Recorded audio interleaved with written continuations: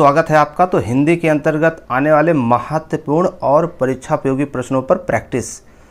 वह वाक्य सरल वाक्य कहलाते हैं जिनमें, ये चार ऑप्शंस देख लीजिए। ये क्वेश्चन कनिष्ठ सहायक पुनर्परीक्षा 2019 का ये क्वेश्चन है। इसका सही जवाब क्या होगा? तो इसका सही जवाब हो जाएगा एक ही उद्देश्य एवं एक ही विधेय हो उसे कहते हैं सरल वाक्य। ठीक है, इसमें सभी प्रश्न बेहद महत्वपूर्ण है, एक बार जरूर प्रैक्टिस कर लीजिए पेपर से पहले। निम्नलिखित वाक्य में संज्ञा पदबंध क्या है? ठीक है, ये देखिएगा, घर के आंगन में लगे पेड़ सूख गए। इसमें संज्ञा पदबंध की पहचान करनी है। ठीक, ये चार ऑप्शंस ले लीजिए और सही जवाब क्या हो जाएगा? इसका ऑप्शन ये, घर के आंगन में लगे पेड़, ये सभी संज्ञा पदबंध के अंतर्गत आते हैं। ठीक है, चलिए अगला प्रश्न, प्रश्न नंबर तीसरा है। निम्नलिखित वाक्य में संज्ञा पदबंध क्या है ये बताना है। ये क्वेश्चन यूपीपीसीएल परीक्षा 2018 का है। ये प्रश्न क्या है? सभी प्रश्नों के उत्तर देने वाले बच्चों को पुरस्कार मिलेगा। क्या है? सभी प्रश्नों के उत्तर देने वाले बच्चों को पुरस्कार मिलेगा। ये चार ऑप्शंस और सही जवाब क्या हो जाएगा? सभी प्रश्नों के उत्तर देने वाले बच्चों।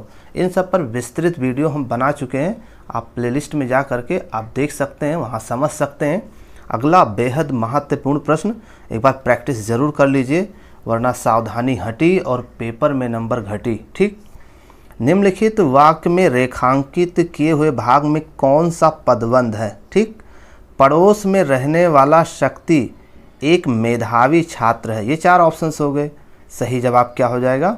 इसमें डी, संज्ञा पदबंध है। ठीक है, ये यूपीपीसीएल आरओ 2018 का क्वेश्चन है। अगला प्रश्न देखिएगा, निम्नलिखित वाक्य में रेखांकित हुए भाग में कौन सा पदबंध बताना है। ठीक है यहाँ कोई, ये वाक्य है, जो मेरा सामना कर सके। ये पूरा वाक्य हो गया।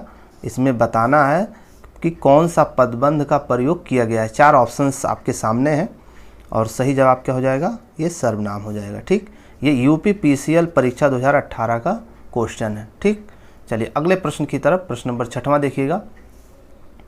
निम्नलिखित वाक्य में सर्वनाम पदबंध क्या है? ठीक, देखिए वाक्य क्या दिया गया है, परेशानी में उलझा हुआ मैं कुछ भी नहीं कर पाया। ठीक, ये है वाक्य और इसमें आपको सर्वनाम पदबंध क्या है ये ढूंढ के बताना है।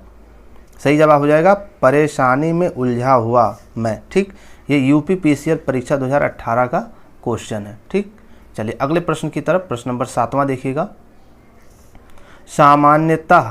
सामान्यतया कर्ता, क्रिया आदि के सार्थक शब्द समूह को क्या कहते हैं? सही जवाब क्या हो जाएगा? इसको बोलते हैं वाक्य। 7वां का सी ऑप्शन इसमें सही होगा। ये झारखंड पीजीटी 2008 का ये क्वेश्चन है। ठीक, चलिए अगला प्रश्न देखते हैं क्या है। प्रश्न नंबर नेक्स्ट है 8वां प्रश्न, देखिएगा।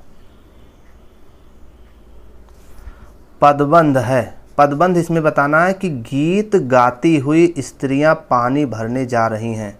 ठीक है, ये वाक्य है, इसमें पदबंध बताना है।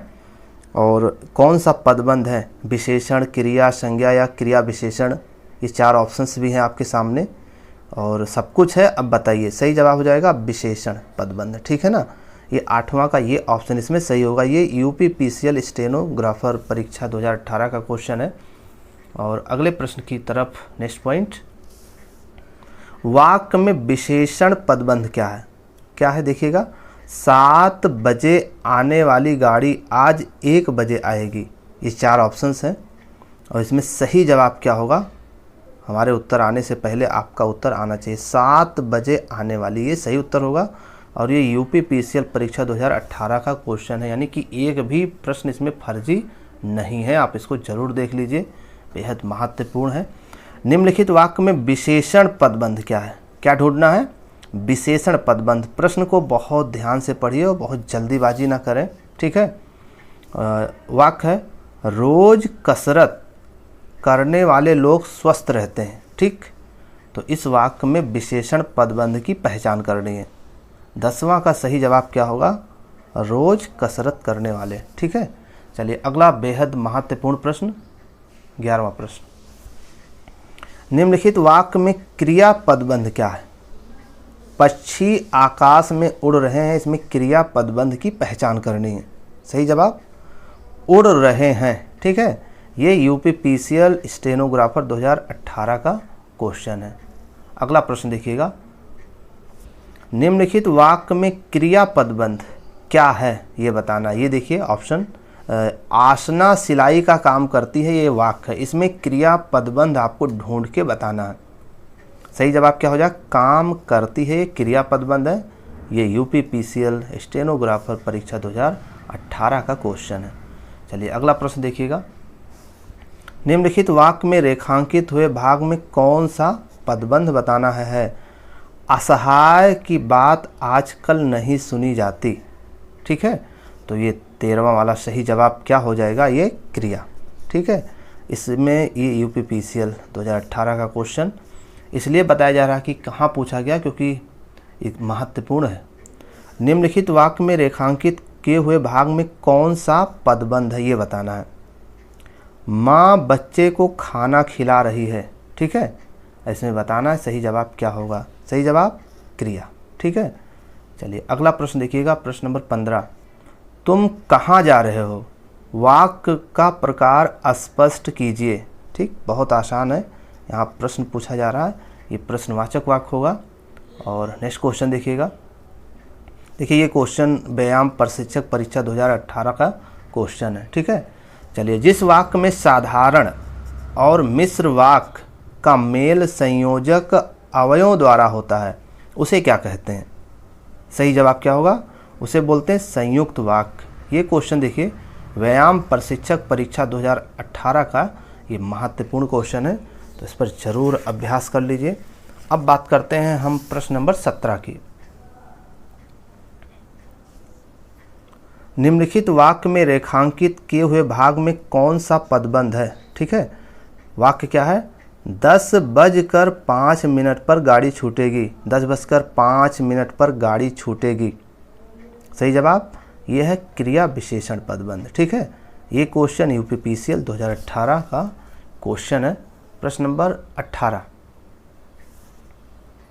निम्नलिखित में से क्रिया विशेषण क्या जोड़ना है, क्रिया विशेषण पदबंध क्या है। ठीक, इस मकान की छत के ऊपर से पूरा गांव दिखता है। ठीक, ये 4 ऑप्शंस मिल गए। अब आपका सही जवाब होगा इस मकान की छत के ऊपर से। यूपीपीसीएल ARO 2018 का ये क्वेश्चन। प्रश्न नंबर 19, निम्नलिखित वाक्य में रेखांकित किए हुए भाग में कौन सा पदबंध है। ठीक है, मेरे गांव के चारों ओर जंगल ही जंगल है। सही जवाब क्या होगा, इसका क्रिया विशेषण पदबंध। ठीक, यूपीपीसीएल ARO परीक्षा 2018 का क्वेश्चन। अगला क्या बताना है, क्रिया विशेषण पदबंध क्या है, इसमें ये बताना है। उस पहाड़ी के पीछे मेरा गांव है। ये 4 ऑप्शंस लीजिए और सही जवाब उस पहाड़ी के पीछे। ठीक है, यूपीपीसीएल ARO 2018 का क्वेश्चन। अगला प्रश्न बेहद महत्वपूर्ण, उद्देश्य में कर्ता के साथ और क्या रहता है।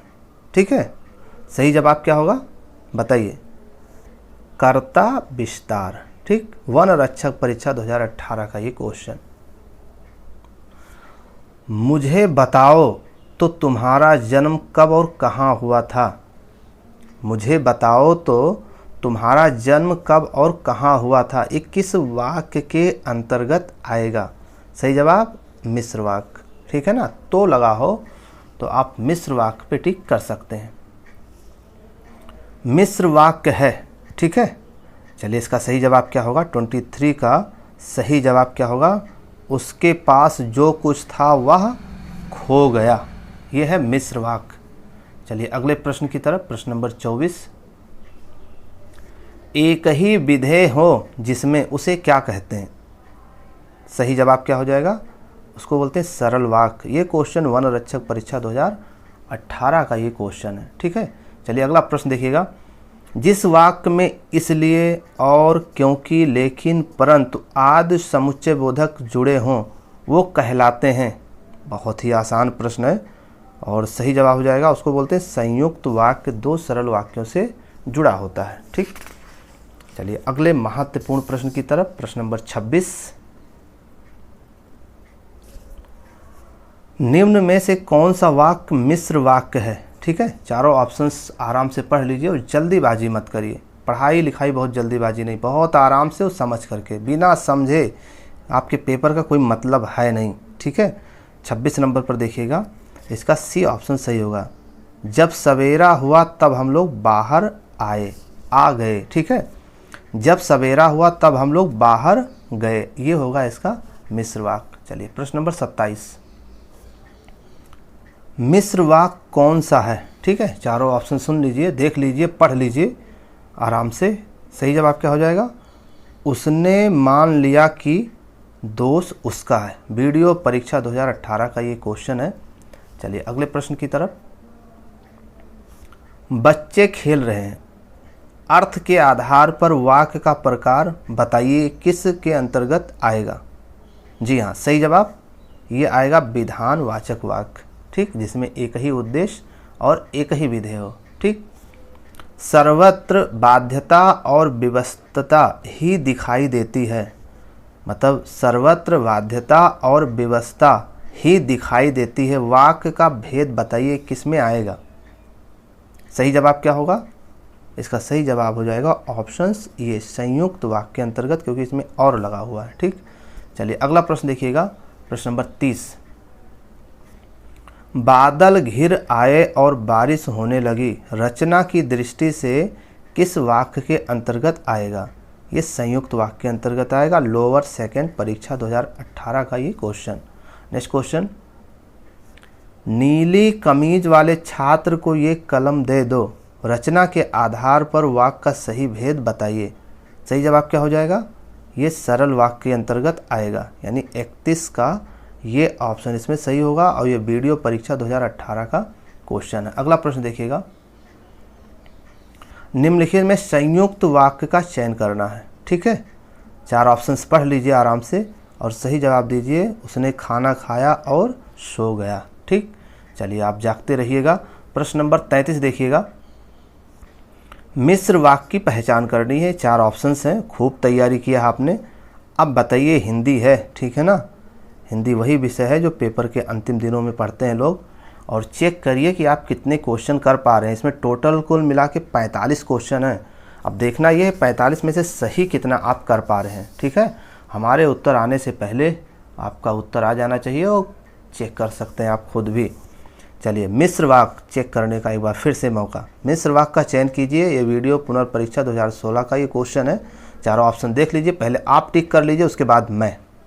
तो सही जवाब, जो विद्यार्थी परिश्रमी है वह अवश्य सफल होगा, बिल्कुल। और जो आलसी हैं उनका पता नहीं क्या होगा, ना उनका वर्तमान है ना भविष्य है।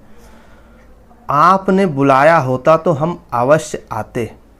ये चार ऑप्शंस ले लीजिए, ठीक है, और सही जवाब दीजिए। ये संकेत वाचक वाक्य में आएगा। अमीन परीक्षा 2016 का क्वेश्चन है। आचार्यों ने कहा है कि अहिंसा ही परम धर्म है, संरचना के आधार पर वाक्य का भेद बताइए। चार ऑप्शंस ले लीजिए और सही जवाब जरूर दीजिएगा। ये मिश्र वाक्य के अंतर्गत आएगा। अमीन परीक्षा 2016 का ये क्वेश्चन बेहद महत्वपूर्ण प्रश्न। चलिए प्रश्न नंबर 37 की बात करें। उपवाक्य पहचानिए। वह आदमी जो कल आया था आज भी आया है। ठीक है, इसका सही जवाब क्या होगा? 37 का सही जवाब ये विशेषण उपवाक्य में आएगा। ये लोअर सेकंड परीक्षा 2016 का क्वेश्चन है। चलिए अगले प्रश्न की तरफ।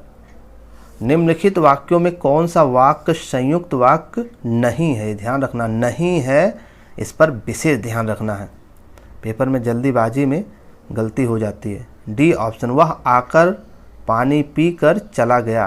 ये गन्ना पर्यवेक्षक परीक्षा 2016 का क्वेश्चन है। और अब बात करते हैं प्रश्न नंबर 39 की। वाक्यों का वर्गीकरण मुख्यतः कितने प्रकार से होता है? चार ऑप्शंस ले लीजिए और सही जवाब आप चुनकर दीजिए 2। ये लोअर परीक्षा 2015 का क्वेश्चन है, यानी हर प्रश्न बेहद महत्वपूर्ण है। हमें आपका समय नहीं बर्बाद करना है, केवल महत्वपूर्ण प्रश्नों पर ही अभ्यास करेंगे। ठीक है, चलिए प्रश्न नंबर 40। निम्न में से कौन सा वाक्य मिश्र वाक्य नहीं है? ठीक है, नहीं है, इस पर जरूर ध्यान रखिएगा।